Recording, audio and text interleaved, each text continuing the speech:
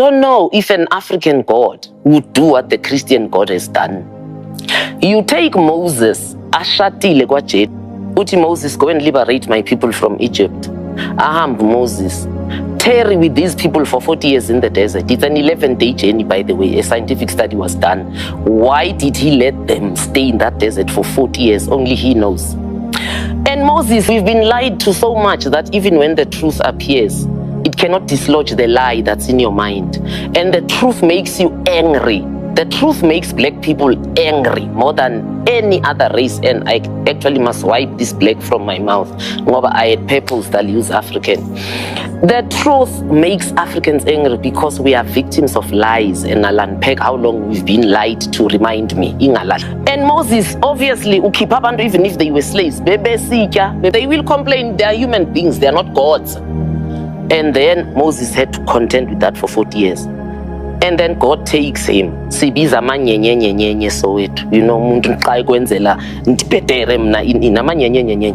Takes Moses up a mountain and says, there's the promised land, but who you in? Because you did this and this in these 40 years.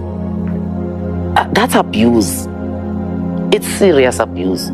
So people say, Giafana, it's the same God. No, I refuse. African culture and spirituality is informed by Ubuntu. That God, if they were African, would never have done what it was done to Moses. 2, would never have taken people on 11-day journey and test for 40 years in the desert and still decide again. You do know of the generation that left Egypt.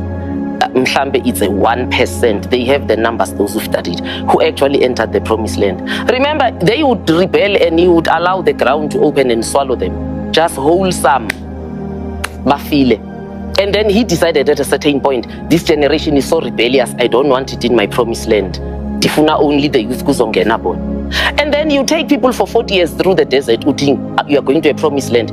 Occupy an African God won't do that. The promised land was not vacant. Maguti were the Jebusites, the whatever sides, the Palestinians, they are amongst the sides of those nations, they were there. And then you tell your people you promise the land. Ngenani, occupy, kill and occupy, kill and... I'm not making this up, it's in the Old Testament. I've given them to your hand, he says. Kill up to the last dog. Kill, occupy, kill, occupy. An African God.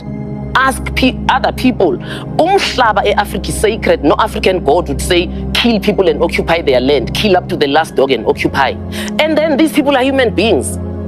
Lama Gentiles, God called them Gentiles in this promised land. They are more than these Jews or Israelites that he is bringing.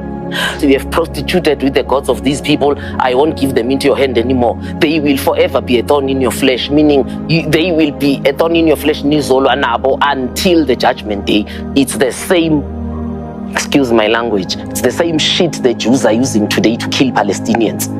Uguti, you were given into your hand, you shall forever be a thorn in our flesh. So it cannot have been an African God that tell people so easily, now to just kill all of them and occupy. And I ask again, because the Christian God says, I am Alpha and Omega, why didn't he kill these people himself?